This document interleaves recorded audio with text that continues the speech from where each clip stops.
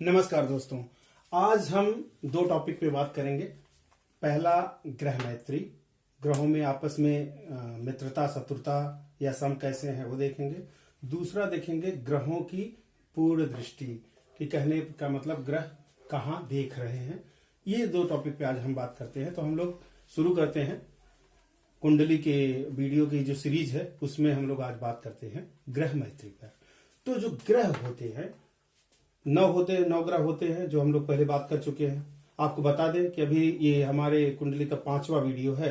तो पहले हम बात कर चुके हैं, पहले वीडियो में हमारे पास भाव कितने होते हैं कुंडली में, उस पर बात हो चुकी है। दूसरे में हम लोग राशि और उनके स्वामी पर बात कर चुके हैं।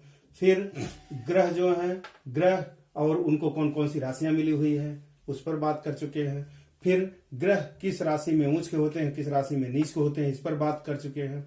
उनकी डिग्री क्या होती है, पावर, बल क्या होता है, कितना उनका प्रभाव पड़ता है, ये हम पुरानी वीडियो में बात कर चुके हैं। तो अगर आप हमारा ये वीडियो देख रहे हैं तो इससे पहले अगर आप वीडियो देख के आएंगे तो आपको चीजें ज्यादा समझ में आएंगी। और आगे भी हम पार्ट में इसलिए वीडियो बना रहे हैं जिससे कि आप क्रमबद्ध तरीके से देखते जाएं और बाद में आपको ऑटोमेटिक कुंडली देखना आ जाएगा। बेसिकली ये है ना, सामग्री, जैसे आप भवन बनाते हैं तो उसके लिए सामग्रियां पहले इकट्ठा करते हैं, तो वैसे ये जो कुंडली हम देखने की बात कर रहे हैं, कैसे देखें, तो उसके कुछ इंग्रेडिएंट्स हैं, कुछ उसकी सामग्री है जो कि आपको जानना जरूरी है। जब तक वो आप नहीं जानेंगे तब तक आपको कुंडली समझ में नहीं आएगी, उसकी बात नहीं समझ में आएगी, उसकी भाषा नहीं समझ में आएगी।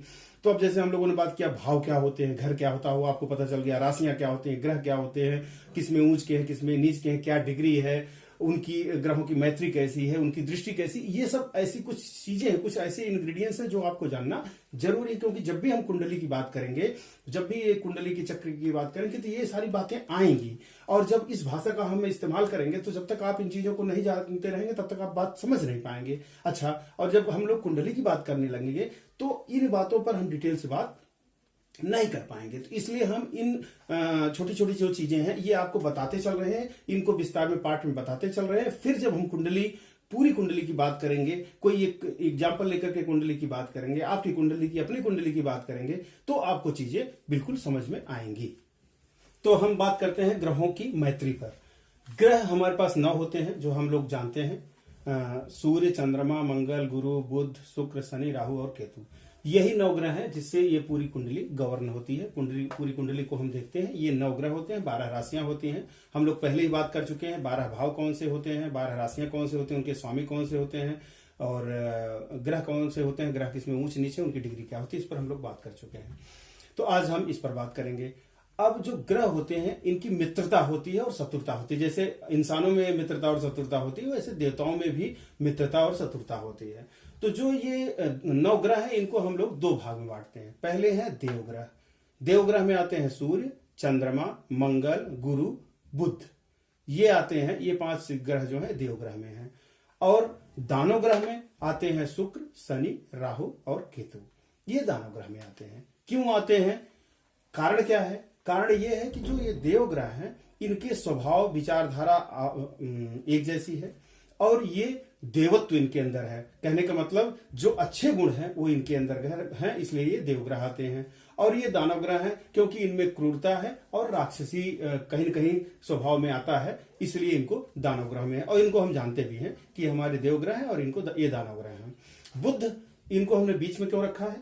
बुध जो है वह बेसिकली दोनों तरफ है, देव है तो देवग्रह, लेकिन दानव ग्रह जो है इनसे भी इनकी मित्रता है और देवताओं से भी मित्रता है, कुछ देवताओं को छोड़ करके, इसलिए इनको हम बीच में इनको रखा हुआ है। अच्छा, अब जैसे सूर्य, चंद्रमा, मंगल और गुरु, ये जो देवग्रह है इनकी आपस में परम मित्रता है, मतलब ये आपस में परम मित्र है। और शुक्र, शनि, राहु, केतु ये आपस में परम मित्र है। कहने का मतलब देवग्रह जो है आपस में मित्र है, दानव ग्रह आपस में मित्र है। जो देवग्रह है ये दानव ग्रह के परम शत्रु हैं और जो दानव ग्रह है ये इनके परम शत्रु। मतलब ये 2 पार्टी हो गई, एक पार्टी हो गई देवता की, एक हो गई दानव की। जो देवता वाली पार्टी है ये दानव वाली पार्टी के शत्रु हैं और जो इधर वाले हैं वो इनके शत्रु हैं। ये 2 पार्टी हो गई, दोनों एक दूसरे के परम शत्रु हैं। कहने का मतलब ये एक दूसरे के साथ रहेंगे तो अच्छा फल नहीं देंगे, और लेकिन ये चारों आपस में एक दूसरे के साथ, एक के साथ दूसरे के साथ, एक के घर में दूसरे के घर में रहेंगे तो अच्छा फल देंगे। वही सेम स्थिति दानव वाले में भी रहेगी। बुध जो है वह शुक्र, शनि, राहु और केतु इन चारों लोगों के परम मित्र है, मतलब इनके साथ रहेंगे तो इनके प्रभाव में वृद्धि करेंगे, जो ये कर रहे हैं उसको बढ़ाएंगे। और देवताओं में वो सूर्य के साथ और गुरु के साथ इनकी मित्रता है, तो ये इनके प्रभाव को बढ़ाते हैं। लेकिन इनकी चंद्रमा और मंगल से शत्रुता है, दो देवताओं से इनकी शत्रुता है, तो इनके साथ अगर ये बैठते हैं तो अच्छा फल नहीं देते हैं। तो बुध की यही खासियत, बुध क्या करते हैं कि ये जिस ग्रह के साथ होते हैं, क्योंकि बाकी ग्रहों में क्या होता है सबका अपना प्रभाव होता है, लेकिन बुध जो होते हैं ये जिस भी ग्रह के साथ होते हैं उसके प्रभाव को बढ़ा देते हैं। कहने मतलब अगर वो अच्छे ग्रह के साथ हैं तो उसके अच्छे प्रभाव में वृद्धि कर देंगे, लेकिन अगर वो किसी खराब ग्रह के साथ में है, राहु के साथ, केतु के साथ, शनि के साथ, तो उसके खराब प्रभाव को भी बढ़ा देते हैं। इस वजह से जो है बुध कई मामलों में गड़बड़ भी कर देते हैं। कहने का मतलब यह है कि है तो अच्छे ग्रह, देवता के ग्रह, लेकिन ये सीधे ग्रह माने जाते हैं, बहुत सबसे सज्जन ग्रह माने जाते हैं। तो ये क्या होते हैं, जिस ग्रह के साथ जाते हैं उसी के प्रभाव में आ जाते हैं। तो प्रभाव में आने के हिसाब से क्या होता है, अगर कोई मान लीजिए जातक की कुंडली है, उसमें राहु खराब है, वो खराब फल दे रहे हैं, तो क्या करेंगे, बुध भी उस खराब फल को बढ़ा देंगे, मतलब उनके साथ हाथ बंटवा लेंगे, ये कह लीजिए आप। तो इस स्थिति में वो खराब होते हैं। लेकिन जब यही बुध अकेले रहते हैं, पूर्ण प्रभाव में अपने रहते हैं, तो ये अच्छा फल देते हैं। ये व्यक्तित्व में वृद्धि करते हैं, बाड़ी में वृद्धि करते हैं, बहुत अच्छा फल देते हैं। उस हिसाब से ये बुध बहुत अच्छे ग्रह हैं, इसलिए ये देवग्रह में भी आते हैं।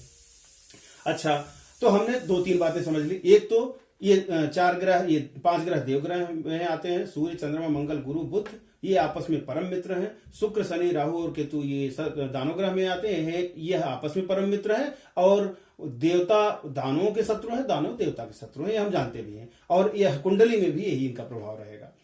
बुध इन लोगों के मित्र हैं, 2 लोगों को छोड़ करके बाकी के जो है वो शत्रु हैं। केवल गुरु और सूर्य के मित्र हैं, बाकी चंद्रमा और मंगल के शत्रु हैं। कुछ स्थितियों में जैसे बुध और गुरु हैं, गुरु बुध को पसंद करते हैं, मतलब गुरु बुध के साथ अच्छा फल देंगे। गुरु बुध को मित्र मानते हैं, लेकिन बुध गुरु को शत्रु मानते हैं, क्योंकि गुरु जी पिता हैं, ये पुत्र हैं, ये पुत्र को मानते हैं, पुत्र इनको नहीं मानते हैं। ऐसे शुक्र और गुरु, शुक्र जो है राक्षसों के गुरु हैं और बृहस्पति जो है देवताओं के गुरु हैं, लेकिन ये एक दूसरे के घर में अच्छा फल देते हैं।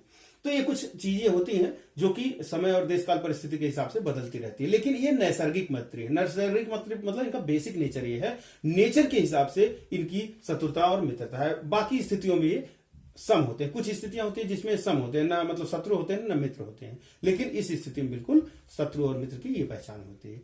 अब जैसे ये कुंडली है, इनके कुछ घर होते हैं जिसमें चाहे जो ग्रह बैठ जाए वह मित्र ही रहेंगे। जैसे कुंडली में दूसरे घर में, दूसरे भाव में, तीसरे भाव में, चौथे भाव में, 5वें, 10वें, 11वें और 12वें भाव में चाहे जो ग्रह बैठे हो, चाहे जिसके साथ बैठे हो, वो आपस में मित्रवत व्यवहार करते हैं। इसको बोलते हैं तात्कालिक मैत्री। कहने का मतलब मौका परस्त मैत्री। मौका पड़ी है, अब चूंकि काम ऐसा है जिसमें हमें साथ देना है, इसलिए तात्कालिक मैत्री ये हो गई। इसका एग्जाम्पल है आज के हिसाब से अगर देखना चाहे, जैसे महाराष्ट्र में गवर्नमेंट है, शिवसेना है, एनसीपी है और कांग्रेस है। अब शिवसेना का जो व्यक्तित्व है, जो उनका नेचर है, जो उनकी पार्टी का मोटो है, उस हिसाब से, और कांग्रेस और एनसीपी की बात करें तो उनसे बिल्कुल कहीं नहीं बैठती है। लेकिन चूंकि सरकार में एक साथ है तो एक दूसरे के पूरक है, एक दूसरे का समर्थन कर रहे हैं और एक दूसरे की तारीफ कर रहे हैं। तो ये कौन सी मैत्री हुई? ये तात्कालिक हुई, क्योंकि बाद में हमेशा नहीं रह पाएगा। जहां फिर जाएंगे तो फिर अलग अलग बात करेंगे, वो हिंदुत्व की बात करेंगे, वो राष्ट्रवाद बात करेंगे, वो कुछ और बात करेंगे। तो वही स्थिति इनकी होती है। तो ये तात्कालिक मैत्री यहां पे रहेंगे, जिस कुंडली में ये घर इनको मिलेंगे। लेकिन जैसे ही इस घर से जाएंगे दूसरी कुंडली में जाएंगे, अगर इनका 2 की जगह 1 नंबर घर आ जाएगा या 3 के नंबर इनका 6 आ गया, तो ये फिर अपना प्रभाव देंगे। कौन सा प्रभाव देंगे? नैसर्गिक मैत्री वाला, जो इनका स्वभाव है। अगर शत्रु मानते हैं शत्रुवत व्यवहार करेंगे। तो ये सारी बातें हमने सीख ली ग्रह मैत्री में, कि ग्रहों की आपस में क्या मैत्री है। तो आगे जब हम कुंडली में बात करेंगे तो आपको ये समझना आसान हो जाएगा कि कौन ग्रह किसके साथ अच्छा फल देगा, कौन ग्रह किसके साथ खराब फल देगा। अच्छा, दूसरे नंबर पे हम बात करते हैं ग्रहों की पूर्ण दृष्टि पर, कि ग्रहों की दृष्टि क्या होती है, ये भी जानना हमें बहुत जरूरी है। क्योंकि कुंडली में हर बार जब बात होती है तो ये होता है ना कि ग्रह किस दृष्टि पे देख रहा है, कहाँ देख रहा है, कहाँ बैठा है, ये सब बातें होती हैं, ये आगे होंगी भी। तो इसको आपको समझना बहुत जरूरी है। तो जो गुरु दृष्टि क्या होती है, पहले हम समझ लें इस चीज को, तब आगे हम बात करते हैं किसकी कौन सी दृष्टि होती है। दृष्टि मतलब होता है आंख, देखना, कौन ग्रह कहां देख रहा है। जैसे ये कुंडली है, कुंडली ये मकर लग्न कुंडली है, हम लोग बात कर चुके हैं। 10 नंबर मतलब मकर, तो ये मकर लग्न की कुंडली है, ये लग्न स्थान है, ये भी हम लोग बात कर चुके हैं पिछली। अगर आप अभी हमारे साथ नए में जुड़ रहे हैं तो आप हमारी पूरी पुरानी वीडियो देख लीजिएगा, तो आपको समझ में आ जाएगा। क्योंकि अब हम लोग धीरे धीरे इसी भाषा का इस्तेमाल करेंगे, ज्योतिष की भाषा का इस्तेमाल करेंगे, जो कि आपको समझना जरूरी है। तो वो तभी समझ पाएंगे जब ये हमारी पुरानी वीडियो देख पाएंगे, जिसमें हमने भाव की, राशि की, उनके स्वामी, ग्रह किसमें ऊंच है, किसमें नीच है, उनकी डिग्री क्या है, ये सब चीजें आप पढ़ते आएंगे तो आपको समझना बहुत आसान हो जाएगा।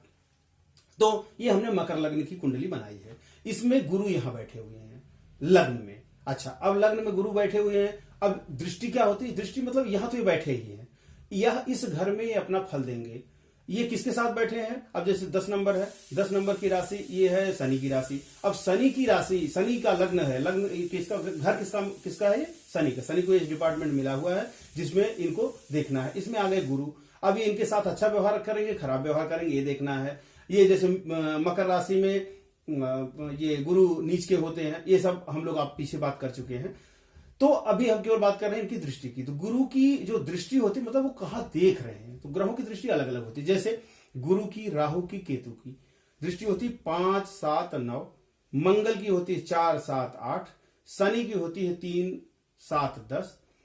और सूर्य, चंद्र, बुध और शुक्र की 7वीं दृष्टि होती है और कोई दृष्टि नहीं होती। तो कहने का मतलब सारे ग्रहों की 7वीं दृष्टि होती है। जितने भी 9 ग्रह हैं सबकी 7वीं दृष्टि होती है। और ये कुछ ग्रह हैं जिनकी कुछ दृष्टियां और होती हैं, तो इनकी विवेचना हम कर लेते हैं आगे। तो जैसे गुरु है, अब गुरु की कौन सी दृष्टि है? 5, 7, 9। तो दृष्टि हम देखेंगे कैसे? यहां से गिनेंगे 1, 2, 3, 4, 5।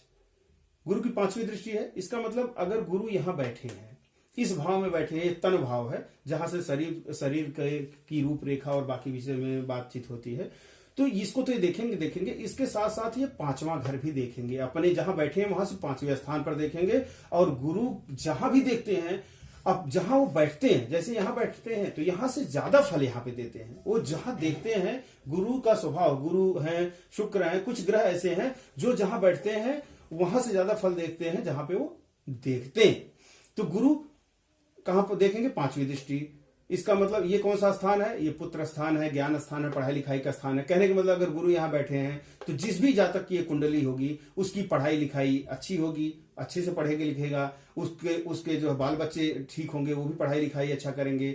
आगे जो है उनका स्वभाव अच्छा होगा, धार्मिक होंगे। ये सब काम ये गुरु करेंगे, गुरु का प्रभाव पड़ेगा। जो यहां ग्रह होगा उसका प्रभाव अलग पड़ेगा, इनके साथ मित्रता शत्रुता होगी, वो अलग बात है। लेकिन गुरु चूंकि यहां देख रहे हैं तो ये अपना प्रभाव यहां जरूर डालेंगे और ये 5वां घर अच्छा होगा। उसके बाद क्या है? इनका कौन सी दृष्टि मिली हुई है? 7वीं। तो 5 हो गया, 6 और 7 मतलब पत्नी स्थान हो गया। ये स्पाउस का स्थान है, पत्नी या पति, ये घर है, ये भी देख रहे हैं। तो इसका मतलब इनका इस पर भी प्रभाव पड़ेगा, इस पर भी वो अपना फल देंगे, इस घर को भी वो देखेंगे। और उसके बाद हो गई 9वीं दृष्टि। 7 हो गई, 8 और 9 ये जो है धर्म स्थान है, पिता स्थान है। यहां से गुरु, धर्म, पिता, बड़ों का आदर मान सम्मान, ये घर से देखा जाता है। तो इसका मतलब ये धर्म भी देखेंगे। तो गुरु यहां बैठे हैं लेकिन उनका प्रभाव कहां पड़ रहा है? 5, 7 और 9 मतलब पुत्र स्थान भी वो देख रहे हैं, पत्नी या पति स्थान भी वही देख रहे हैं और धर्म स्थान भी वही देख रहे हैं। तो गुरु यहां बैठ करके 4 जगह देख रहे हैं, एक जगह बैठे हैं और 3 जगह देख रहे हैं। ये इनकी दृष्टि हो गई। तो कहने का मतलब यहां पे भी वो प्रभाव डालेंगे। अब प्रभाव कैसे पड़ता है? जैसे गुरु है, अब यहाँ 9वीं दृष्टि है, अब यहाँ वो देख रहे हैं, यहाँ वो अच्छा फल देंगे। यहाँ कौन बैठा है? सूर्य। अब गुरु और सूर्य की मित्रता है, शत्रुता, ये यहां से हम देख लेंगे। ये हो गए सूर्य, ये हो गए गुरु, ये दोनों परम मित्र है, देवग्रह है। तो इसका मतलब इस इंसान को धार्मिक बनाएंगे क्योंकि सूर्य भी उसी काम के लिए आए हैं। अच्छा, और ये घर किसका है? 6 नंबर। 6 नंबर का मतलब हो गया बुध का। बुध क्या है? बुध से इनसे भी मित्रता है, इनसे मित्रता है। अब देखो कितनी बढ़िया संजोग कितना हो गया कि बुध का घर है, सूर्य इसमें आकर के बैठे हैं इस घर को देखने के लिए, इस डिपार्टमेंट को देखने के लिए, और गुरु की दृष्टि पड़ रही है। तो तीनों तरह से यह घर बहुत अच्छा हो गया। मतलब जो भी जातक है उसके लिए यह घर बहुत अच्छा फल देने वाला हो गया। तो इस तरह से दृष्टि का प्रभाव पड़ता है। दूसरा, अब जैसे राहु की भी है, केतु की भी है, इनके साथ भी वही है। जहां राहु बैठे होंगे वहां से 5वीं, 7वीं और 9वीं दृष्टि होगी। अब राहु कहां बैठे हैं? या 12वें घर में बैठे हैं। यहां से 5वीं दृष्टि मतलब 1, 2, 3, 4, 5 मतलब माता स्थान देखेंगे। यह चौथा घर होता है कुंडली का, जहां से सुख, वाहन, माता, इन सबको देखा जाता है। तो राहु यहां अपना प्रभाव डालेंगे।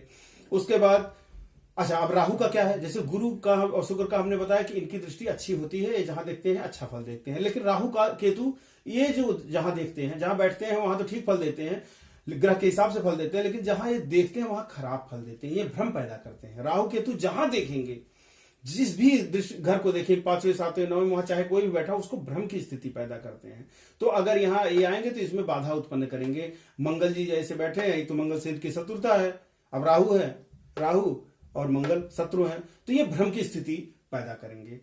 ऐसे ही केतु भी 5 में 7 में 9 में, तीनों घरों में जहां भी देखेंगे वहां भ्रम की स्थिति पर पैदा करेंगे। अच्छा, राहु और केतु की जो प्लेसमेंट होती है वो बिल्कुल 180 अंश पे होगी। अगर केतु यहां है तो राहु यहां है, अगर राहु यहां है तो केतु यहां है, मतलब ये एकदम बिल्कुल 180 अंश पे रहते हैं।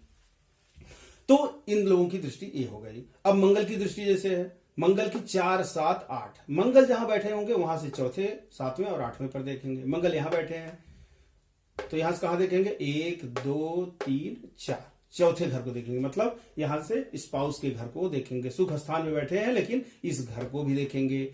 उसके बाद 7वें घर को भी देखेंगे। 7वां घर कौन हो गया? ये 4 हो गया, तो 5 6 7 मतलब कर्म स्थान भी देखेंगे। और उसके बाद देखेंगे 8वां घर, ये आय वाला स्थान भी देखेंगे। तो ये मंगल तीनों घर देखेंगे। ये इनकी दृष्टि हुई। दृष्टि का मतलब वो बैठ के, और ये दृष्टियां फिक्स है। जैसे अगर गुरु राहु केतु 5वीं 7वीं 9वीं दृष्टि है, तो किसी की भी कुंडली हो, हजारों लाखों कुंडली, कोई भी कुंडली उठा लीजिए, उसमें इनकी यही दृष्टि होगी और इस दृष्टि घर पे ये अपना प्रभाव डालेंगे। तो बस केवल ये समझना है कि गुरु जो है वो अच्छा फल देंगे जहां निगाह डालेंगे, लेकिन इनकी जहां दृष्टि पड़ेगी राहु केतु की, वो जो है उस फल को वहां कंफ्यूजन क्रिएट करेंगे, तो मतलब अच्छा फल नहीं देंगे। मंगल 4थी 7वीं 8वीं दृष्टि है। शनि की 3 7 10 दृष्टि है। जैसे हम लोग बात करते हैं कि शनि की सम्मुख दृष्टि खराब होती है, तो 7वें नंबर पे खराब फल देते हैं। बाकी भी जहां दृष्टि होती है इनकी 3 और 10 में भी, 3 7 10 तीनों में भी, ये जहां भी देखते हैं वहां क्षय करते हैं, मस्के उसके प्रभाव को कम करते हैं। अब शनि मान लीजिए कहां बैठे हैं?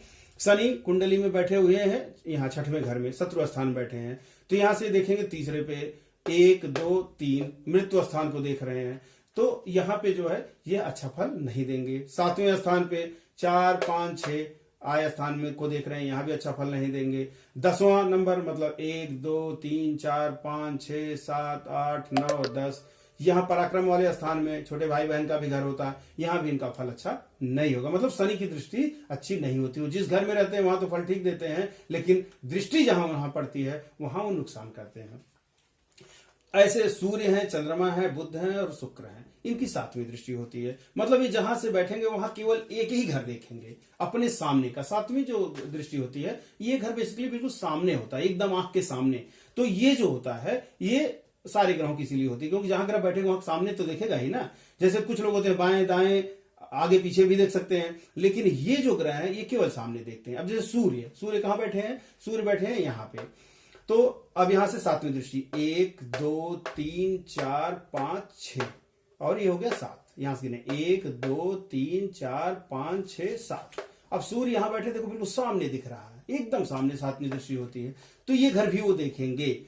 मतलब ये साहस पराक्रम छोटे भाई बहन का घर है, तो यहाँ ये धर्म स्थान में रह करके यहाँ देखेंगे। मतलब इनका जो भी प्रभाव होगा इस ग्रह के साथ, जिसका भी घर होगा, जैसे 12 नंबर मीन राशि मतलब बृहस्पति का घर है, तो ये बृहस्पति के साथ सूर्य का कैसा संबंध है? बहुत अच्छा है, गुरु और बृहस्पति का।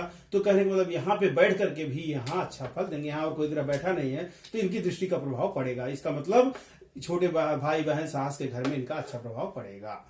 वैसे ही चंद्रमा का है। चंद्रमा कहां बैठे हैं? 12वें घर में बैठे हैं। 7वीं दृष्टि कहां पड़ेगी? 1 2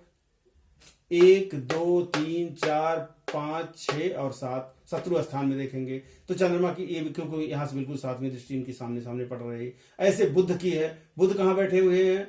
बुध बैठे हैं यहाँ पे। यहां से गिनिए 1 2 3 4 5 6 7 सुख स्थान को देख रहे हैं। यहाँ ये बैठे देखो बिल्कुल ठीक सामने, ये है यहाँ से यहाँ सामने देख रहे हैं, यही बैठे हैं इधर मुंह करके, यही सामने है बिल्कुल।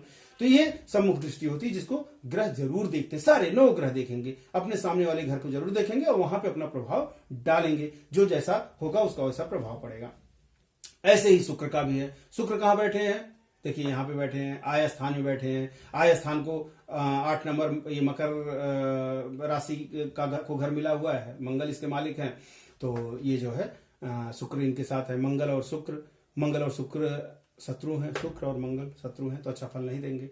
लेकिन आया स्थान में शुक्र अपना प्रभाव डालेंगे। फिर डिग्री भी देखनी पड़ेगी, कितने डिग्री में है, क्या प्रभाव है, वो एक अलग चीज हुई, उस वजह से भी हम इसको देखेंगे। तो अब इनकी सातवीं दृष्टि कहां पड़ रही है? 1 2 3 4 5 6 और 7, ये सातवीं दृष्टि यहां पड़ रही है पुत्र स्थान में। तो कहने का मतलब ये अपना प्रभाव डालेंगे, यहां प्रभाव डालेंगे, दृष्टि डालेंगे। यहाँ पुत्र पुत्री का होता है, शुक्र जो है पुत्री के कारक होते हैं, तो इसका मतलब जो भी जातक होगा उसके पुत्रियां ज्यादा होंगी, वो अपना प्रभाव डालेंगे। लेकिन अब चूंकि बृहस्पति भी देख रहे हैं, जिसका अंश ज्यादा होगा, जिसका प्रभाव ज्यादा होगा, उसी हिसाब से पुत्र पुत्री होंगी। लेकिन चूंकि बृहस्पति और शुक्र दोनों देख रहे हैं, इसलिए इस जातक के पास पुत्र और पुत्री दोनों होंगी, इस बात की गारंटी है। तो ये प्रभाव होता है ग्रहों का, दृष्टि का और उनके बैठने का।